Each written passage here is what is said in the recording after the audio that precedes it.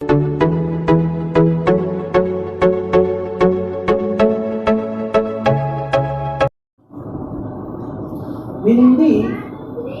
भाषा, ये हिंदी भाषा को पढ़ने के लिए थोड़ा सा एक शब्द को आप जानकारी कर लीजिए। शब्द है या क्वेश्चन है कि हमारी मातृभाषा क्या है? हिंदी। हिंदी मेरी मातृभाषा है और हिंदी को अगर मेरा ट्रांसफर, मैंने शिक्षक हूँ या मैं कमाने के लिए मैंने बिहार में रहता हूँ तो हिंदी है। हिंदी को मैंने पढ़ाया था राजभाषा। क्या पढ़ाया था? राजभाषा। तो अगर हम तमिलनाडु चली गए, तमिलनाडु, कहाँ गए? तमिलनाडु, तो वहाँ की जो भाषा है वह अंग्रेजी है। तो अंग्रेजी को सीखने के लिए हमको कौन सा विधि अपनाना पड़ेगा? अनुकरण विधि अपनाना पड़ेगा कि प्रत्यक्ष विधि अपनाना पड़ेगा? ये दो चीज को आप समझिए खाली।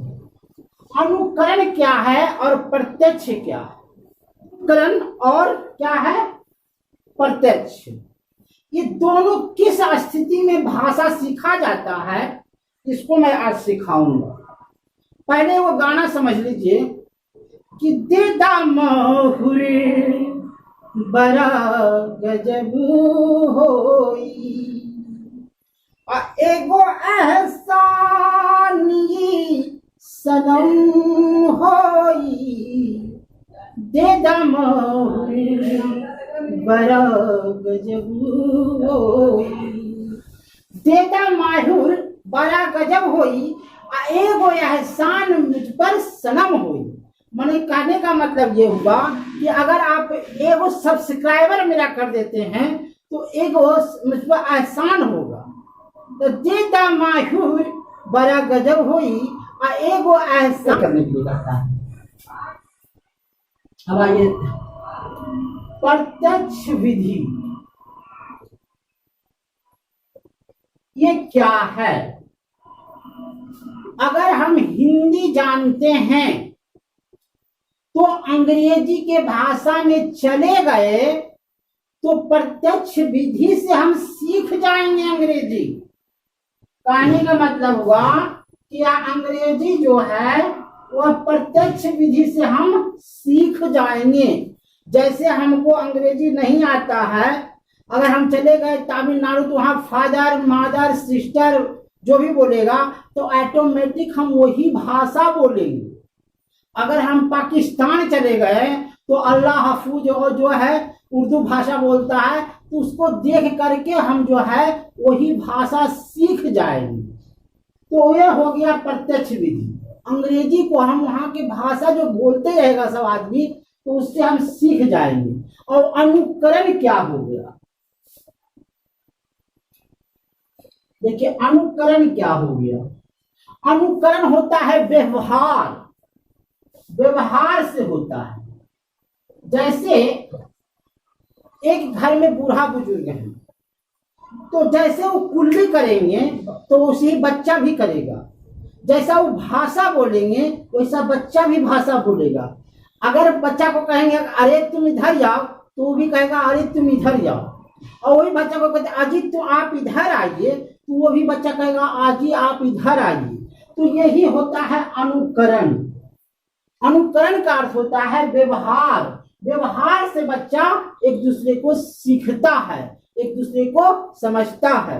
मैंने पहले कहा था कि देता माहूर बड़ा करम होई और एगो एहसान ये सनम मुझ पर हो।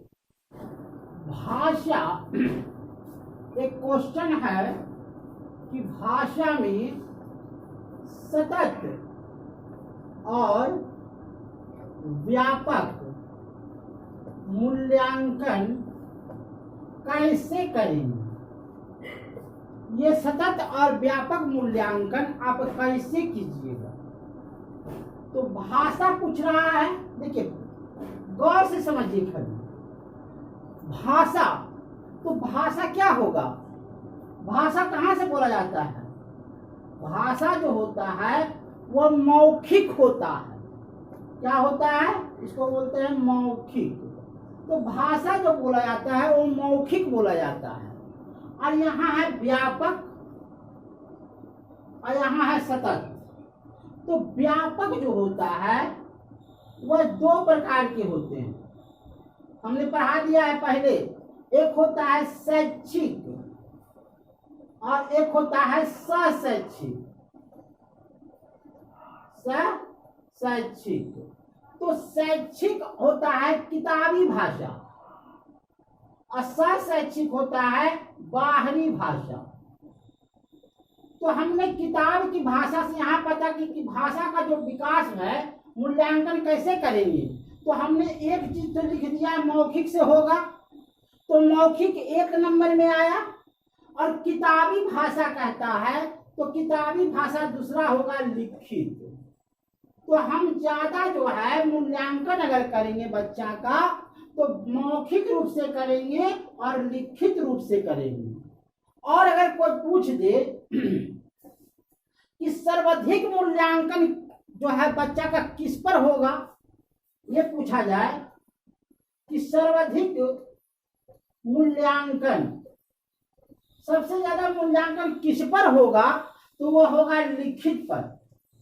क्यों लिखित पर होगा? क्योंकि हम बच्चा को मूल्यांकन पढ़ा लिखा करके कर सकते हैं, सबसे ज्यादा लिखा करके कर सकते हैं कि बच्चा में कितना विकास हुआ है। इसमें लिखित में बच्चा में कितना संज्ञानात्मक विकास हुआ है। क्या हुआ है? संज्ञानात्मक विकास हुआ है, यही होता है। अब होता है कि अगर हम बच्चा में प्रथम भाषा, बच्चा का जो होता है वो भाषा प्रथम कहाँ सीखता है? तो परिवार में सीखता है। कहाँ सीखता है? परिवार में सीखता है। दूसरा कहाँ सीखता है? तो समृद्ध वातावरण में सीखता है, समृद्ध वातावरण में सीखता है। और बच्चा, देखिए दिमाग से खाली सोचिएगा, बच्चा 5 साल के बाद स्कूल जाता है। बच्चा कहाँ जाता है? ये 5 साल के बाद जाता है स्कूल। तो बच्चा में कैसी भाषा जाता है? हिंदी जाता है और कि बहुभाषिकता जाता है? वो कहता है कि बच्चा हिंदी सीखता है और कि बहुभाषिकता सीखता है। देखिए मेरे दोस्त, याद रखिएगा, पहला वो हिंदी भाषा नहीं सीखता है बच्चा, बच्चा सीखता है बहुभाषिकता भाषा। बहुभाषिकता भाषा मतलब होता है अलर बलर बोलता है। अगर हम उसको कहेंगे कि अरे बच्चा पढ़ो, क से कबूतर, ख से खरगोश और ग से गमला, तो कहेगा गवला लमला। मैंने वो बोल भी सकता नहीं है।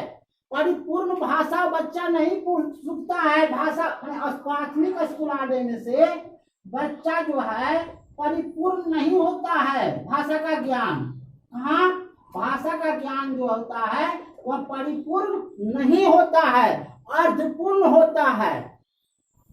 अब रही बात कि भाषा में अगर त्रुटि बच्चा को हो रहा है, भाषा में अगर हम भाषा बच्चा को त्रुटि होता है तो क्या वह स्थायी है कि अस्थायी है? बच्चा अस्थायी है कि अस्थायी है?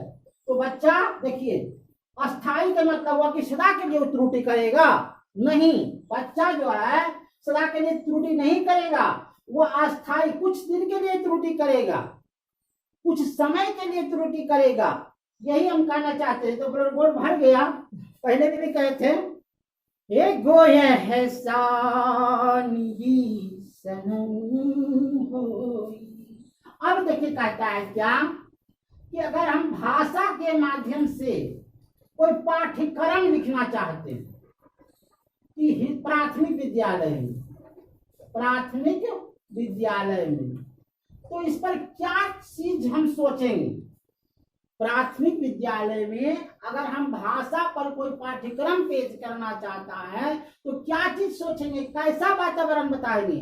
तो हम कहते हैं कि भाषा के विभिन्न संदर्भ के बारे में सोचेंगे। भाषा का विभिन्न संदर्भ के बारे में हम सोचेंगे कि भाई बच्चा को विभिन्न प्रकार के संदर्भ आता है कि नहीं। अच्छा, जब भाषा, देखिए अब क्वेश्चन है कि बच्चा भाषा जब सीखता है, भाषा सीखता है तो क्रमिक सीखता है, एकदम याद रखिए, क्रमिक सीखता है कि कौशल से सीखता है। देखिए बच्चा जो होता है कौशल से सीखता है, ऐसा नहीं है कि क ख का पढ़ा और फिर भुला नहीं जाएगा, वो भुला जाएगा, फिर याद नहीं करेगा, फिर क ख के बाद फिर घ घ याद नहीं करेगा, लेकिन कौशल उसके अंदर रहेगा, उसके अंदर क्षमता रहेगी, पर भाषा प्रयोग की क्षमता रहेगी, तो वह हमेशा विकास करेगा। अब हम किसी भाषा में बच्चा को खेल करवाते हैं, बच्चा को भाषा में क्या कराते हैं, खेल कराते हैं, तो याद रखिएगा क्या उससे शारीरिक विकास होगा, याद रखिएगा शारीरिक विकास होगा, कि भाषिक विस्तार होगा, भाषिक विस्तार होगा। देखिए हम बच्चा को क्या कर रहे हैं, मौखिक भाषा दे रहे हैं, तो यहाँ तो लड़ाई झगड़ा नहीं है कि शरीर मजबूत होगा, इसलिए शारीरिक विकास नहीं होगा। हाँ, भाषिक विस्तार होगा, बोलने की क्षमता जानेगा, बोलने का त्रुटि जो होता है उस सुधारेगा, उसका मौखिक विकास होगा, ना कि अति विकास होगा। आज तक इतना ही, कल से फिर हम पढ़ाएंगे। एगो गाना सुन लीजिए, एगो एहसान इस सनम होई, देदा मायूर मुझ पर करम हुई। धन्यवाद।